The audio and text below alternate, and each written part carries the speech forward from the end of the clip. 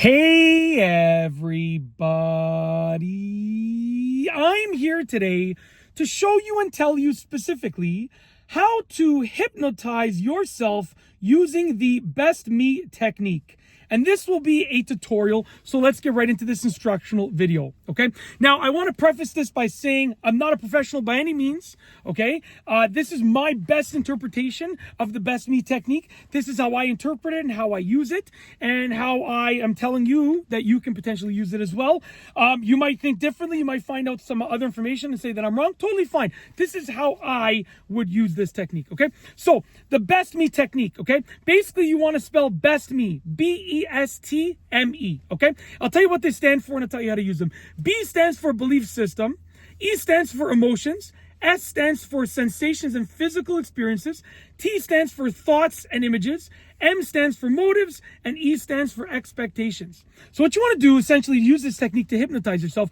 And just so it's clear, when I say hypnotize yourself, I'm not saying like, you're not going to be like that. No, it just means you're getting into like a state of Zen. That's what I'm referring to for the most part. Just so it's clear, I don't want you to think you're going to be like completely out of it. You know, you're just getting into a state of mental Zen, okay? So, essentially, you want to start off with the B, okay, which is your belief system. And to do that, you want to basically imagine yourself in a safe place, okay? So when you start off with the B, which is B for belief system, you want to imagine yourself in a safe place. It can be your home. It can be a beach. Anywhere. It can be, hugging your spouse, hugging your kids, you're holding your parents' hand, whatever the case is. Imagine yourself in a safe place. Simple as that, okay? That's for the B. Then you move on to E, okay? And when you do that, you close your eyes and you literally imagine yourself in that safe place, okay? Then you move on to the E for emotions. You feel the emotions. What emotions do you experience when you're in that safe place? And you try to experience those same emotions, even though you're not physically in the safe place, you're just mentally there. Okay?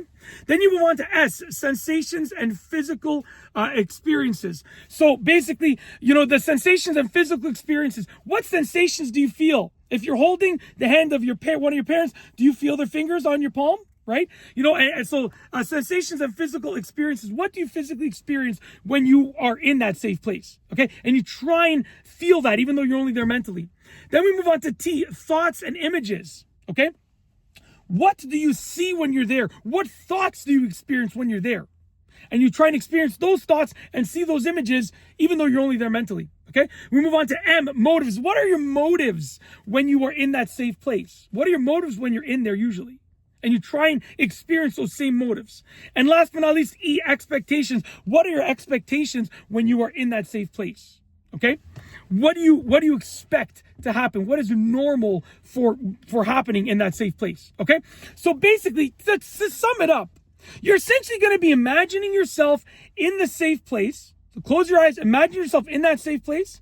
And as you're doing that, you are going through all of those other things that you would experience usually when you were in that safe place.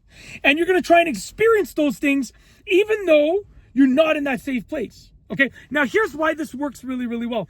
If you actually go to that safe place, you're going to experience all the things that I talked about, but you're not going to be able to hypnotize yourself and get into a Zen moment because you're not alone. You're with someone else, or there's other distractions. Like even if you're on a beach alone, there's other distractions.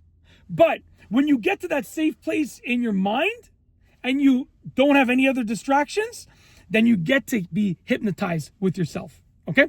So that's basically it. You want to just get to a safe place and experience all those things mentally, and that's going to put you in a state of Zen. It will allow you to hypnotize yourself. It's that easy. Okay?